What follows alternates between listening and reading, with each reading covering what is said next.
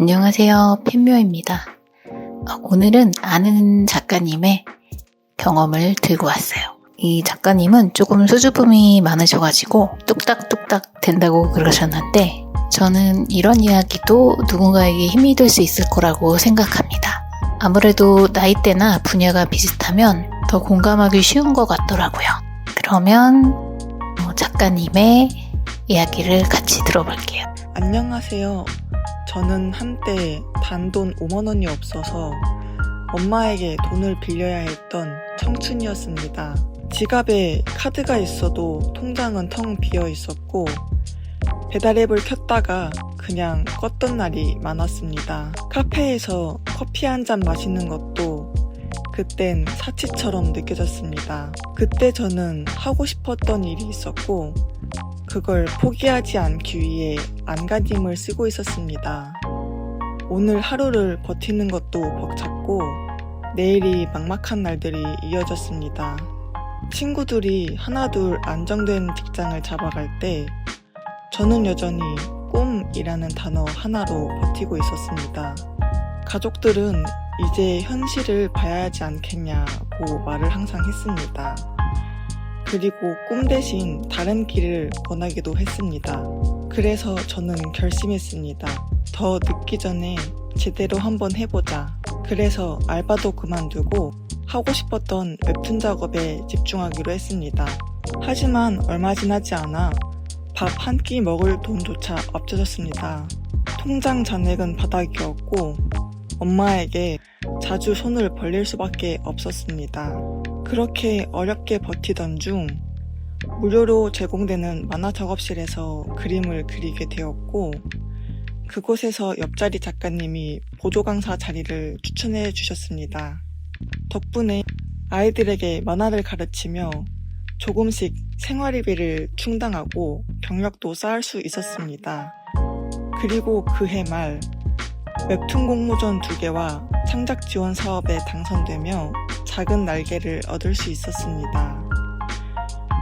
그 기회로 웹툰 캠프에 참여하게 됐고 좋은 멘토님들과 연이 닿아 협업을 통해 네이버 웹툰에 투고도 하게 되었습니다.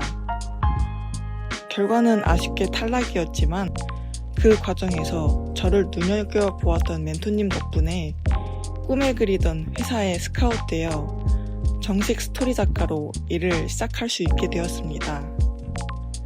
그 이후로 조금씩 인생이 바뀌기 시작했습니다.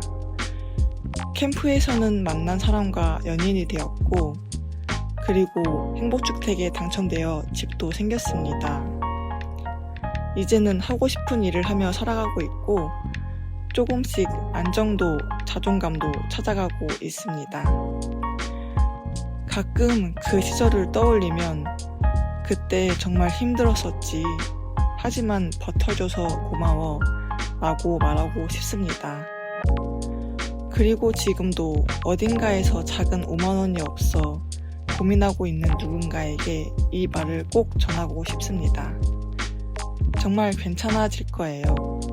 당신도 행복해질 겁니다. 자, 어떠셨나요? 오늘은 웹툰 분야의 작가님을 모셔와서 이야기를 들어봤습니다.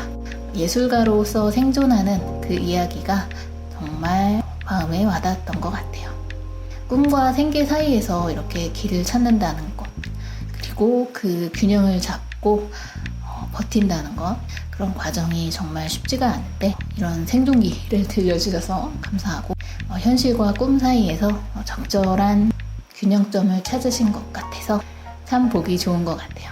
그냥 국어책 읽는다고 걱정하셨는데 발음도 상당히 또박또박 잘 들려서 괜찮았던 것 같아요.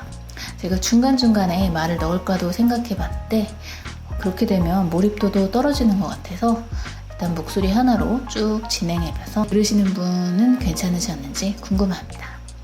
또 오늘의 이야기는 작가님께서 짧은 시간 내에 노력도 많이 하셨기 때문에 저는 작가님이 공짜로 행복해지지 않았다는 것도 알고 있어요.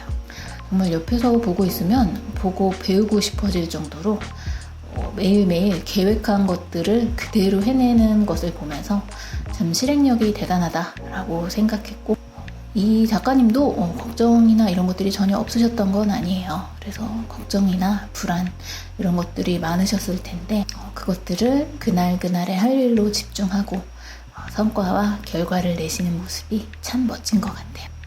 자, 그럼 오늘 영상은 여기서 마치겠습니다. 다음 영상에서 봐요. 안녕.